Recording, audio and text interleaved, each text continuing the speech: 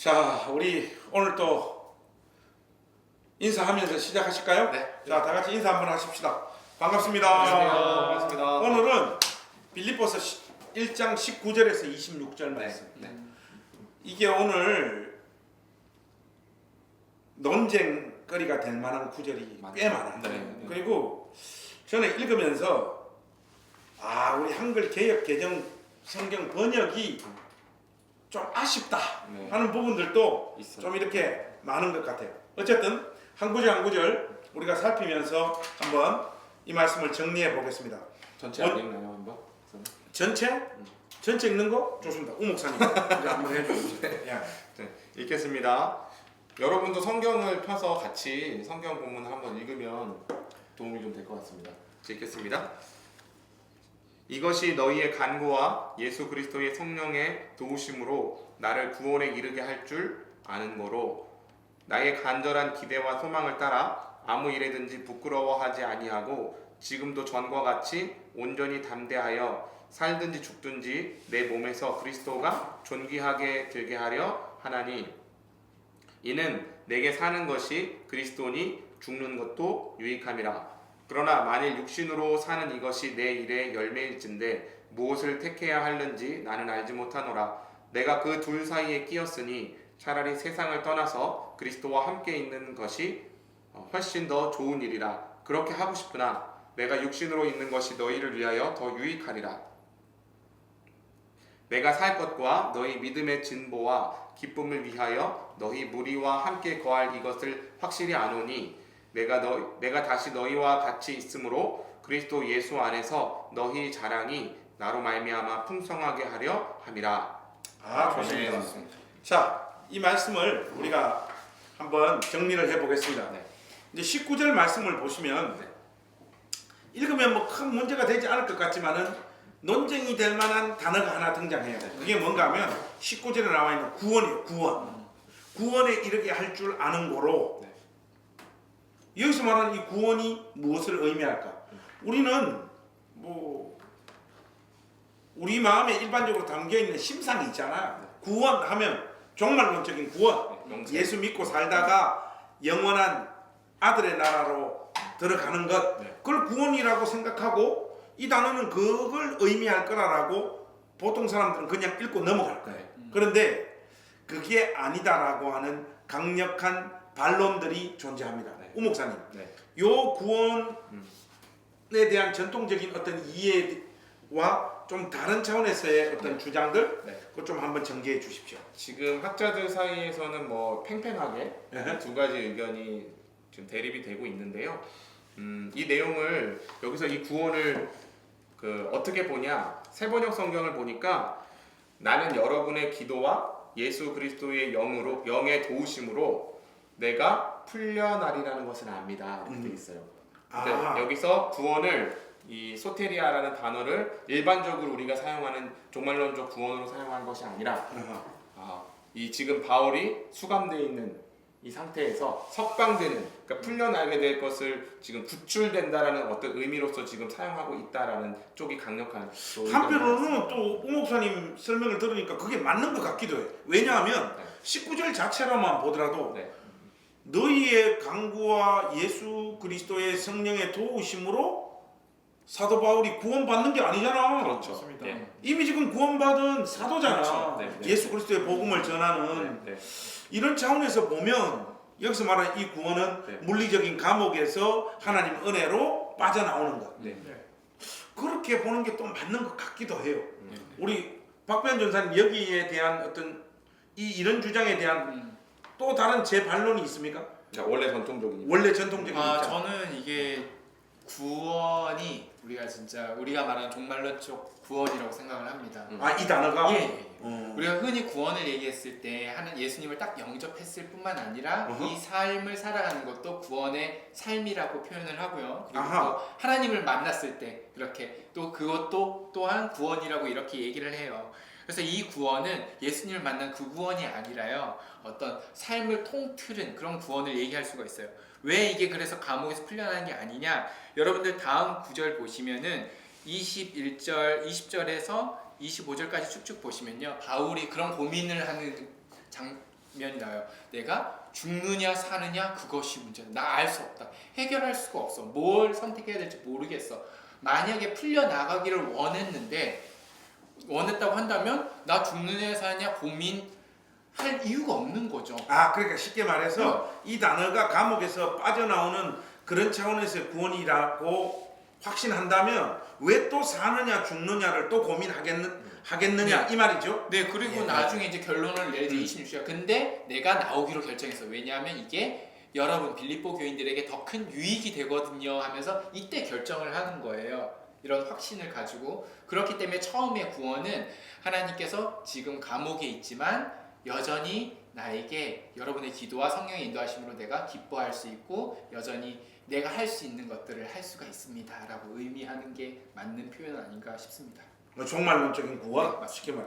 오 목사님 이 말에 대해서 다시 한번 반박할 네. 내용 있어요? 네, 내용은 많죠. 해보세요. 반박을 짧게 확실하게 하면- 한번 해보세요. 네. 일단 18절의 말미에 네. 지금 사실 오늘 이 본문을 보통 볼 때 18절 하반절부터 같이 묶어서 보거든요. 네. 그 이유가 지금 바울이 기뻐하노라 했던 이유는 음흠.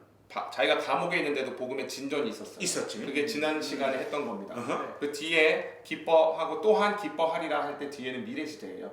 그러니까 18절 마지막에 아, 예, 18절 마지막에 기뻐하리라라고 미래 시대를 얘기한 이유는 이제 자기가 풀려나게 될 것을 알기 때문인데 그 확신의 이유를 지금 19절에서 너희들이 나를 위해서 청원 기도를 하고 주님께 성령께서 도우셔서 내가 변증할 때 이게 무죄라는 것들을 다 확증시켜 주셔서 결국에는 내가 무죄 석방되게 될 것이다.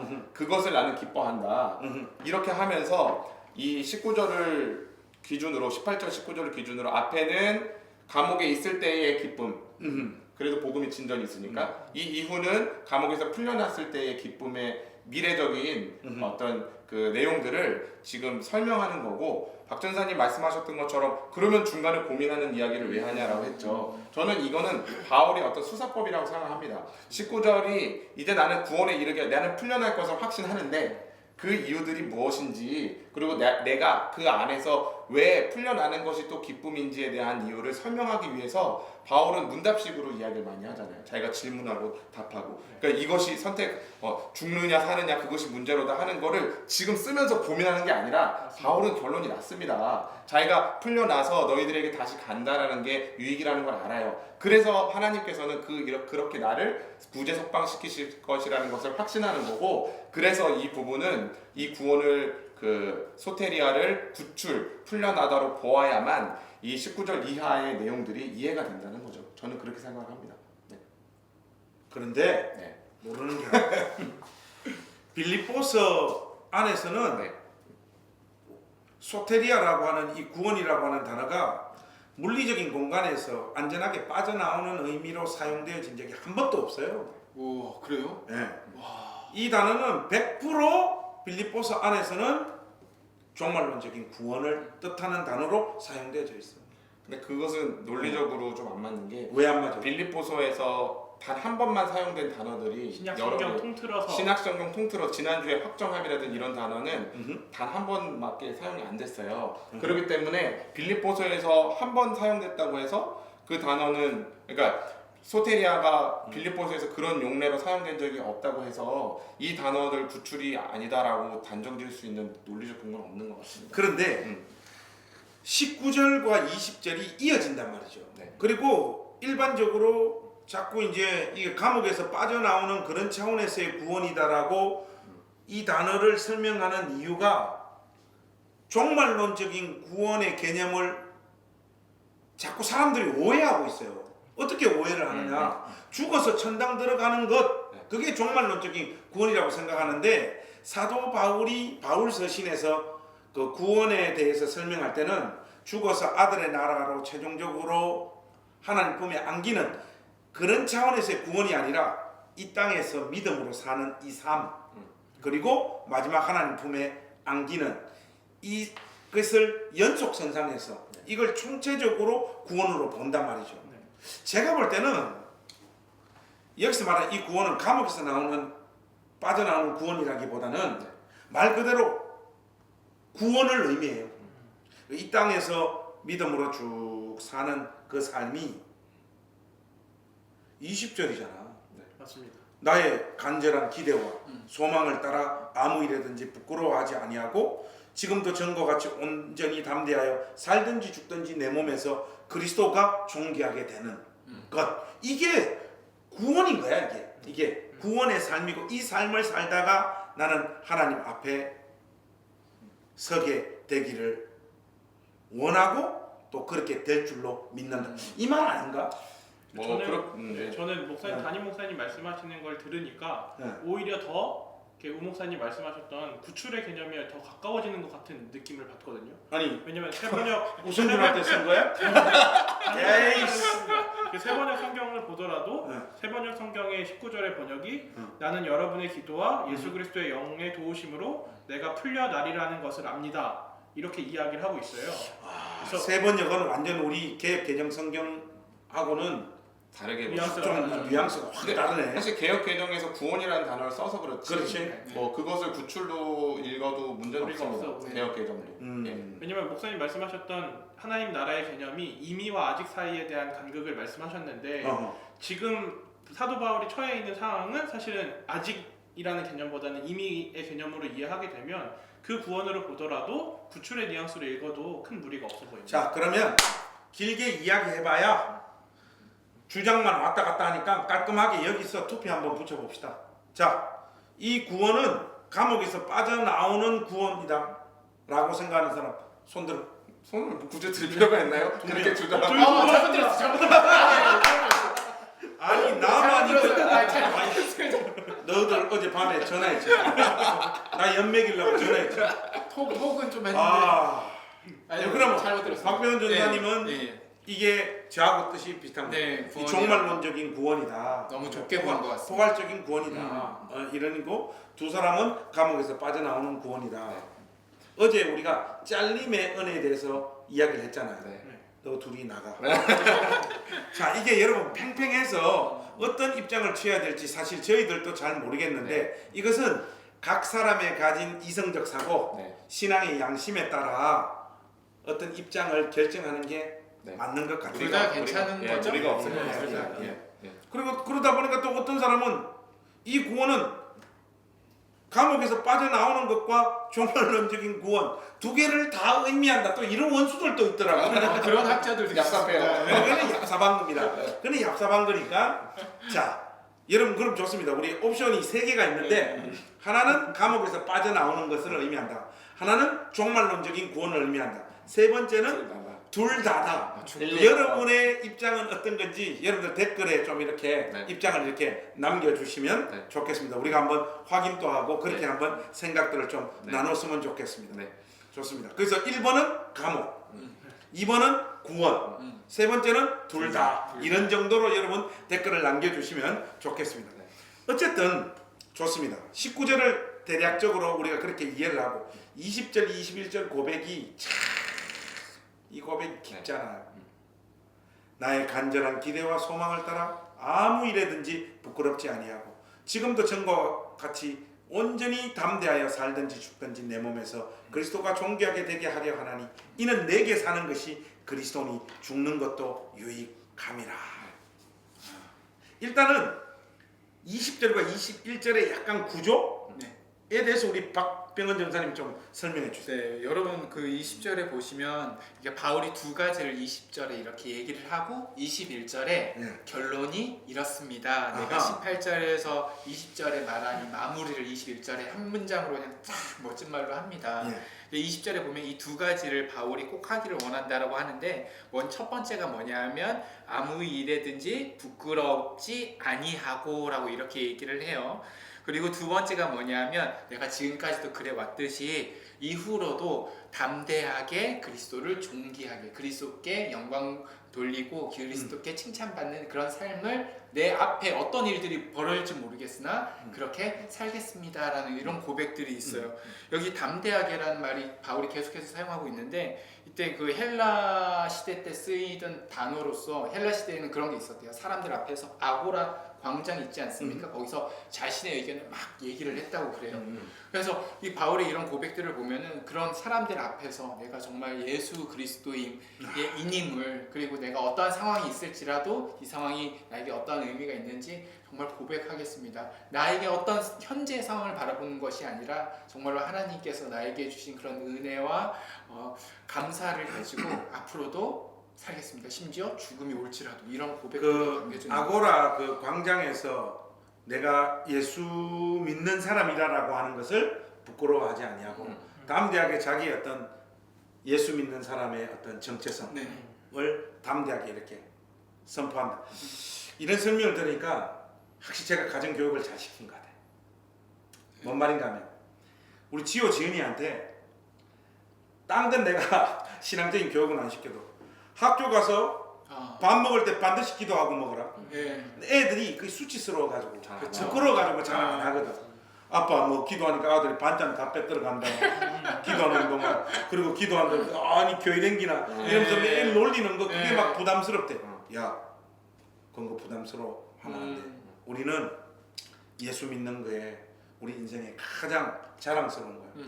다른 어떤 뭐 신앙적인 대의라든지 거대한 큰 일을 주님을 위해서 한다라고 할 생각하지 말고 밥 먹을 때 사람들 앞에서 부끄러워하지 않고 기도하는 것. 그것이 나는 중고등학교 다닐 때 너희들이 마땅히 가져야 될 신앙적인 태도라고 생각한다.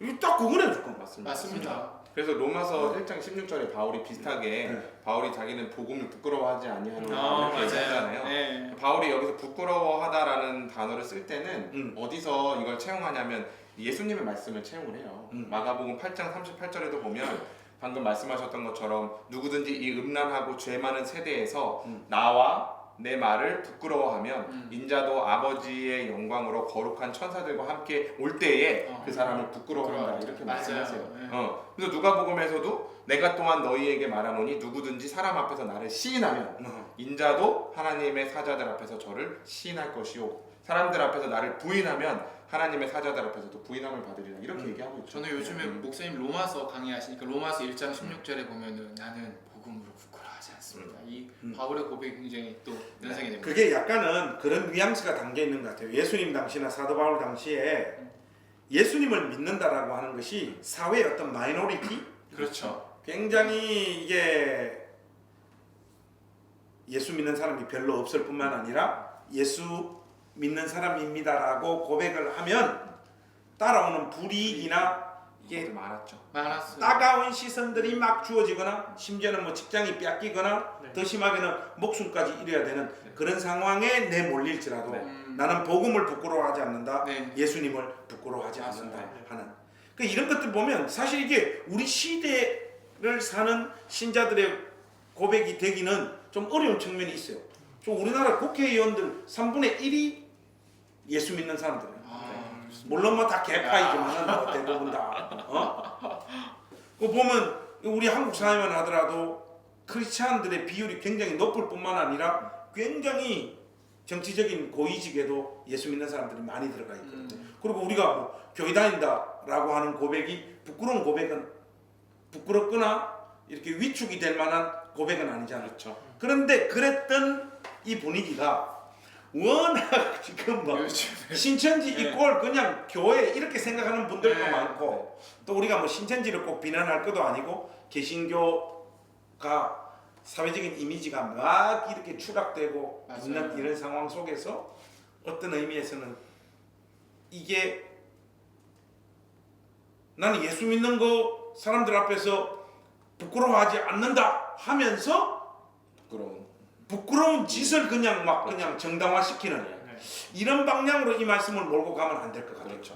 그러니까 이제 지금 부끄러워한다라는 게 꼭 말과 자기 신분에 있어서만이라고 생각할 수 있는데 그걸 밝히면 되는 일이라고 지금 적용할 수 있는데 그게 아니라 이 당시에는 자기가 예수 믿는 자라는 정체성을 오픈하고 교회 신자라는 것을 오픈하는 일이 결국에는 그렇죠. 그 많은 불이익을 감수해야 되는 그걸 엄청난 믿음의 표현이죠. 이걸 지금의 현대에 어떤 적용을 하자면 지금은 우리가 예수 믿는다고 말하거나 내 신앙을 고백하는 일이 전혀 부끄러움은 아니에요. 예. 그걸 뭐 해도 문제가 없어요. 그럼요. 결국 그렇다면 무엇이 문제냐? 정체성으로서 우리가 예수 믿는 신자답게 살아내지 못하면 결국 내가 말한 바가 부끄러워지는 거죠.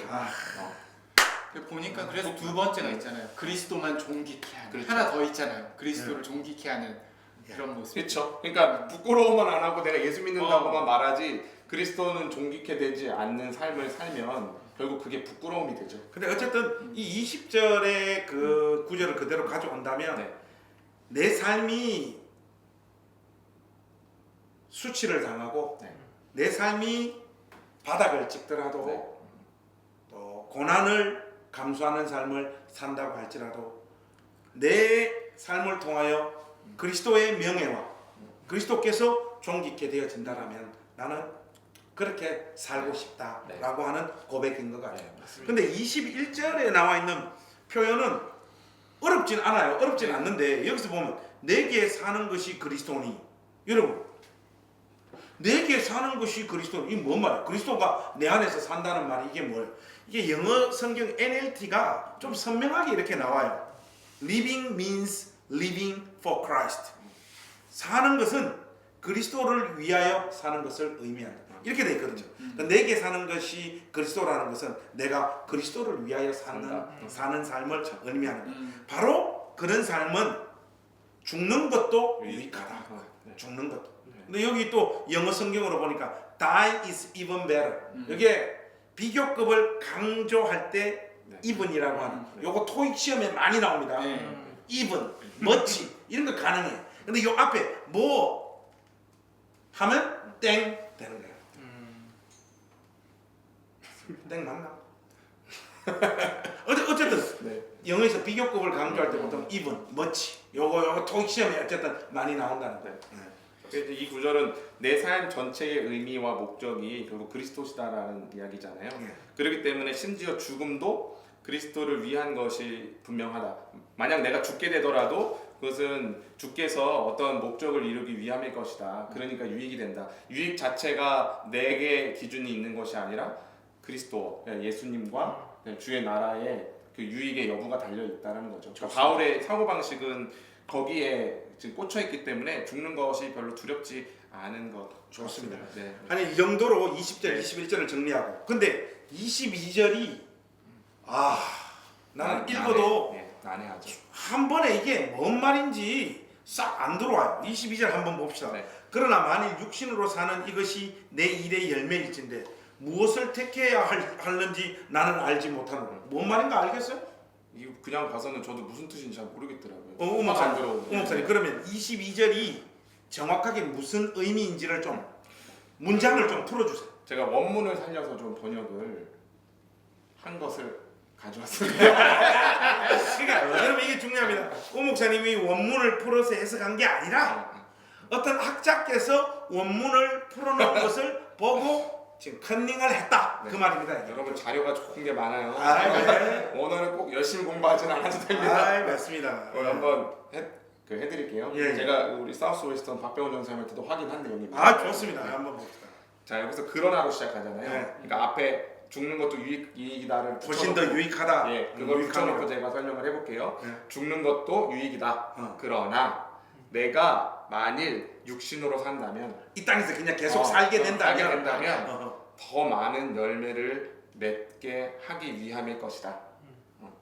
무슨 얘기냐 여기서 열매는 내가 살아있는 게 복음의 진전, 영혼이 더 많이 구원받고 교회가 성장하는 데 있어서 더 유익이다라는 거예요. 깔끔하게 내가 이 땅에서 산다면 그것은 그리스도를 위하여 더 많은 열매를 맺게 될 거다. 그 목적밖에 없는 거예요. 사실 바울이 사는 이유는 소명자는 죽지 않는다는 거죠. 그러기 때문에 나는 무엇을 택할지 모르겠다 정도가 되겠는데 여기서 무엇을 택할지 모르겠노라 이 말은 진짜 모르겠는 게 아니고요. 바울은 결정을 했어요. 바울의 수사법입니다.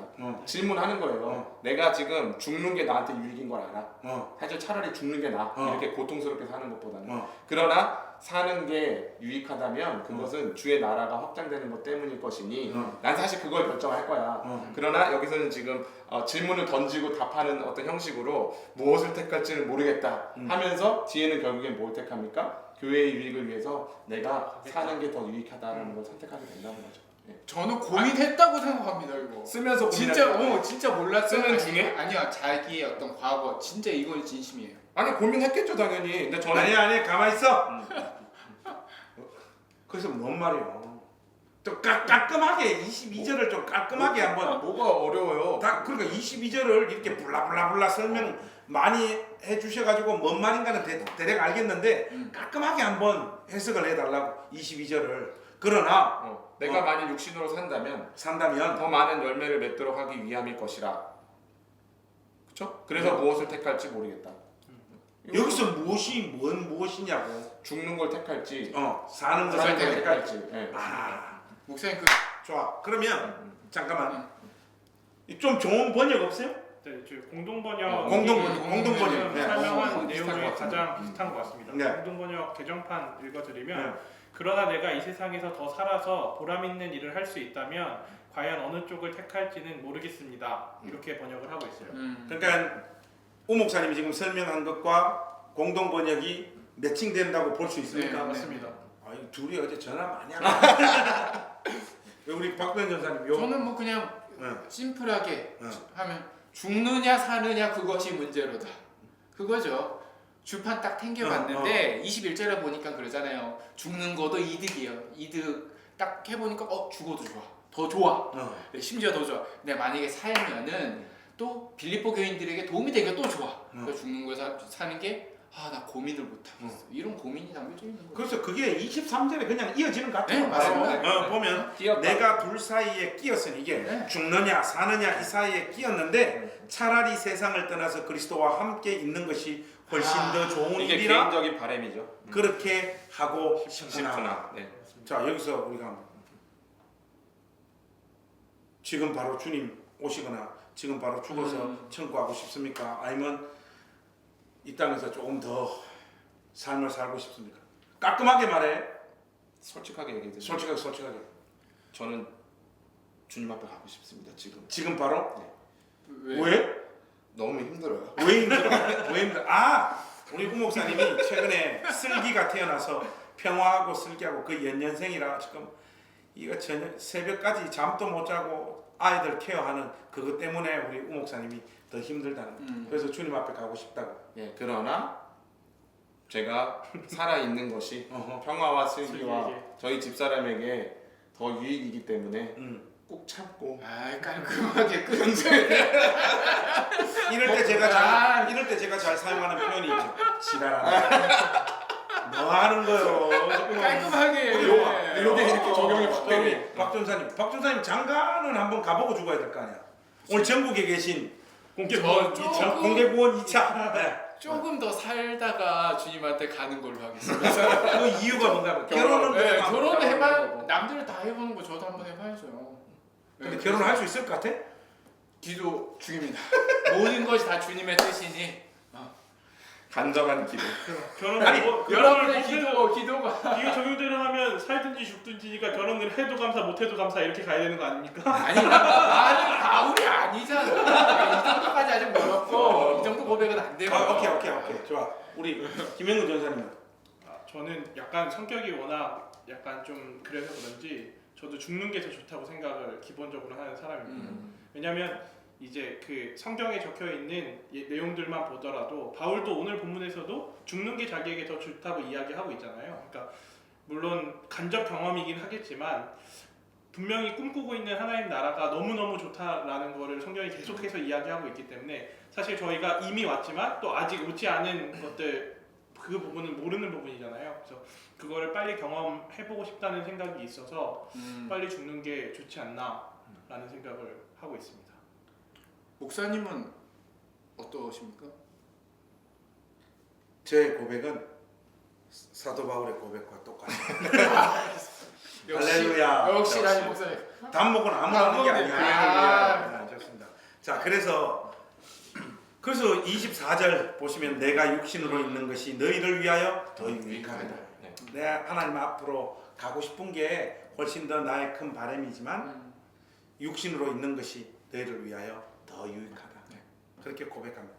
그러면서 이제 중요한 그 구절로 진입하는데 25절도 네. 이게 의미적으로 탁 안 다가와요. 네. 한번 보세요. 내가 살 것과 너희 믿음의 진보와 기쁨을 위하여 너희 무리와 함께 거할 이것을 확실히 아노니.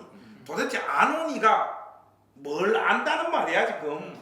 자, 우리 우 목사님 네. 요 구절을 좀 풀어주시죠. 사실 이제 뭐 NLT 성경 보면 예, knowing this 이렇게 시작하잖아요. 예, 예. 뭐 결국은 영어에서는 앞에 절을 받겠죠. 예. 그러니까 이제 24절 어, 내가 육신으로 있는 게 너희를 위해서 유익하다는 걸 아니 아노니. 그래서 내가 남을 것을 안다. 그래서 그리고 너희 믿음의 진보와 기쁨을 위해서 너희 무리에게 다시 돌아가서 함께 거하게 될 것을 알고 있고 확신한다는 거예요. 그 사실을. 이 측면에서 봤을 때 구출이 맞지 않나. 그것도 또 네. 아니 아까 끝났던 걸 지금 또 이걸 끄집어내는 이유가 뭡니까? 잘리지 않기 위해서. 근데 영어 성경을 그렇게 보시면 안 돼요. 왜냐하면 아는데 I know 하고 대절이에요. 여러분 I know 대절 안 그거는 영어 성경 번역 지금 지금 내가 NASB가 저는 NLT를 보는 거예요. NLT는 현대인에 맞게 좀 의역된 부분이 많고요. 원문의 순서대로 나온 게 그거 한번 NASB. 영어로 읽어봐. 그러면 영어로 읽어봐. 읽어주세요. 사우스이스트는 영어로 읽어봐. 왜 또 이래 갑자기? 지금 영어. 예. I know that I shall remain and continue with you all for your progress and joy in the flesh라고 돼 있어요. 그러니까 I know를 하는데 뭐라 하냐면 이 대절 이하를 나는 안다라고 이해를 하시는 게 대절하는 좋습니다. 중학교 3학년 때. 예. 그러니까 결국에는 주어 동사 목적어 삼형식. 내가 살아남을 것과 믿음의 진보와 기쁨을 위해서 너희 무리와 그렇죠. 함께 거하게 될 것을 안다라는 25절을 안다라기 때문에 아까 오케이. 했던 게 영생 구원으로 보는 게 맞습니다. 근데 세 번역으로 보면 나는 이렇게 확신하기 때문에 여러분의 발전과 믿음의 기쁨을 더하기 위하여 여러분 모두와 함께 머물러 있어야 할 것으로 압니다. 이렇게 번역.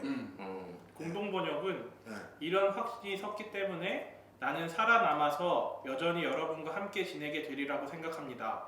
그렇게 되면 나는 여러분의 믿음을 발전시켜주고 기쁨을 더해줄 수 있을 것입니다. 그거는 네, 세 번역하고 공동 번역은 네. 의미가 지금 그러면 거의 공동 비슷합니다. 번역도 그 구출로 구출로 봅니까? 보고 있는 거죠. 그러네요. 네. 잠깐 뭐 언급을 하고. 좋습니다. 집요하네.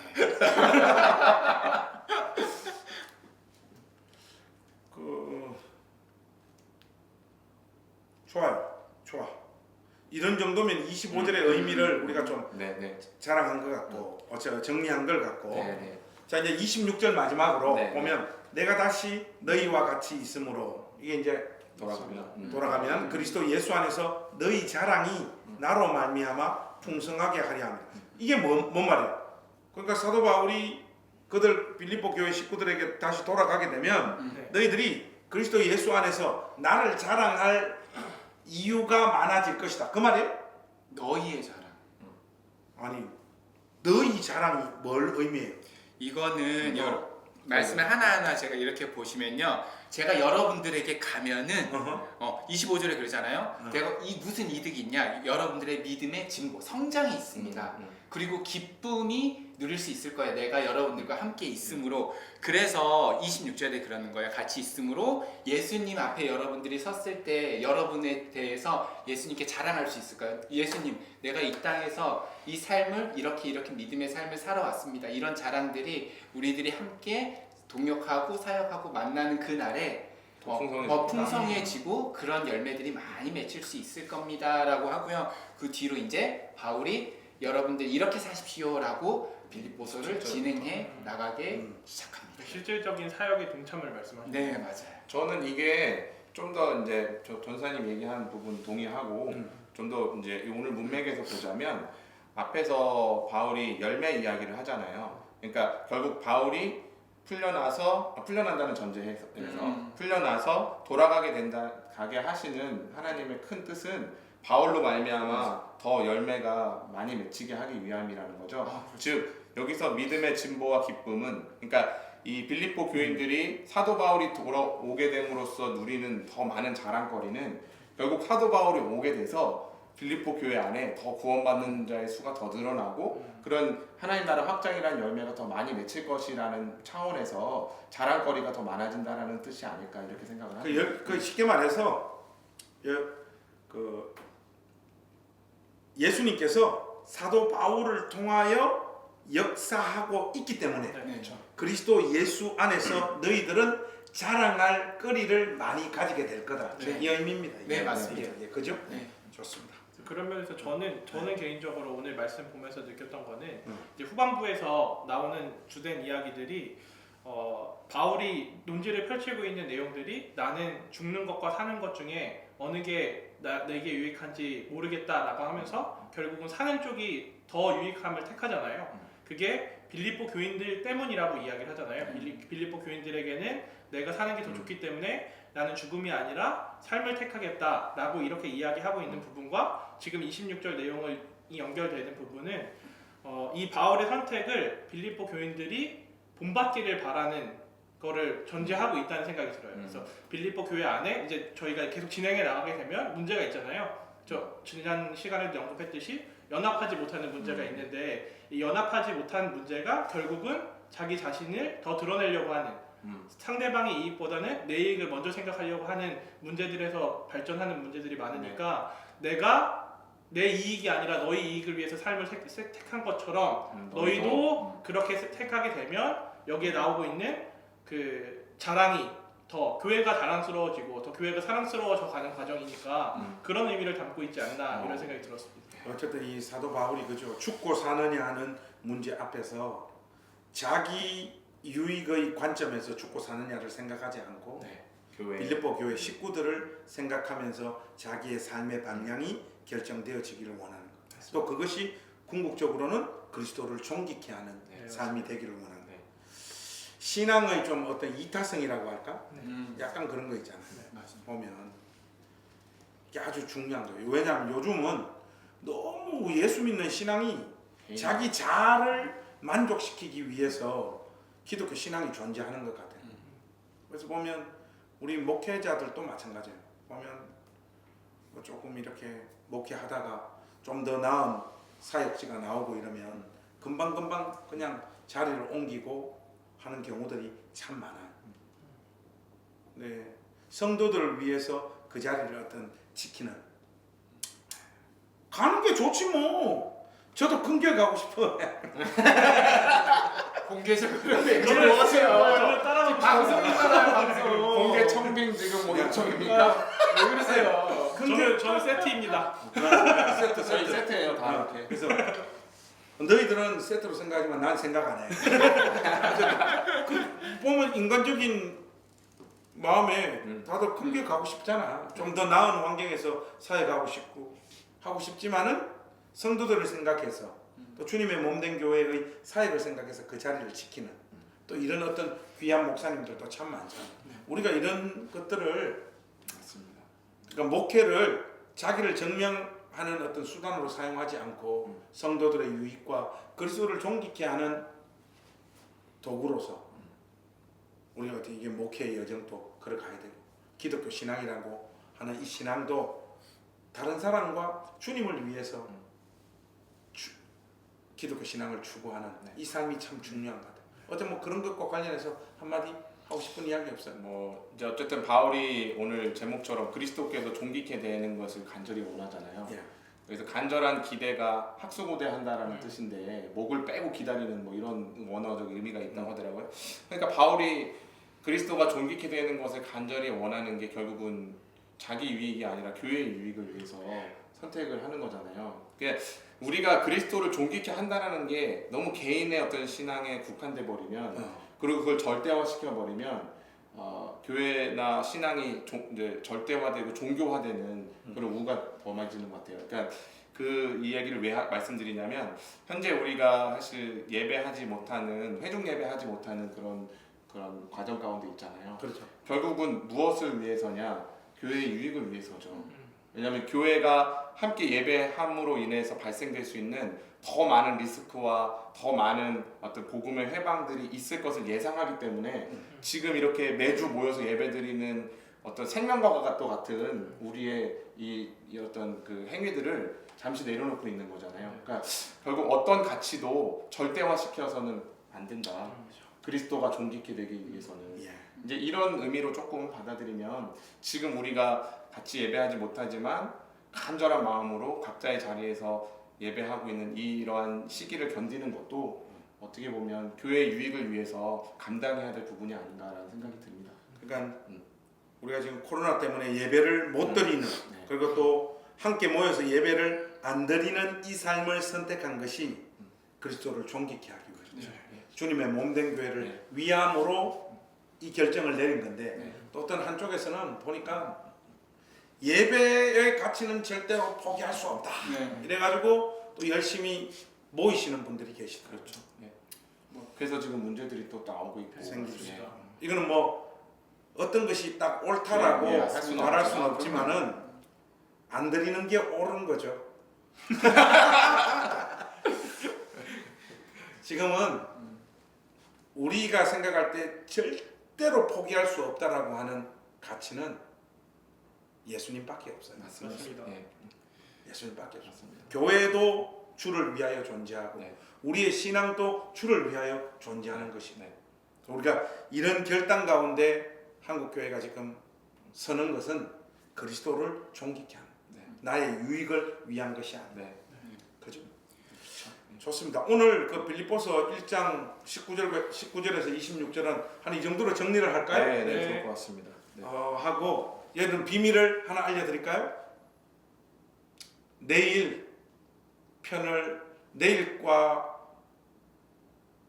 그 찍을 걸 오늘 찍어야 돼요. 그래서 밥 먹고 우리가 바로 한 편 더 찍어야 돼요, 여러분. 알 것 같아요. 옷이 똑같아서. 그 비밀을 알려드리겠습니다. 밥 먹고 네. 저희들이 돌아와서 내일 올라갈 것을 네. 또 촬영하도록 하겠습니다. 여러분 잠시 있다가 또 뵙도록 하겠습니다. 네. 감사합니다. 감사합니다. 감사합니다.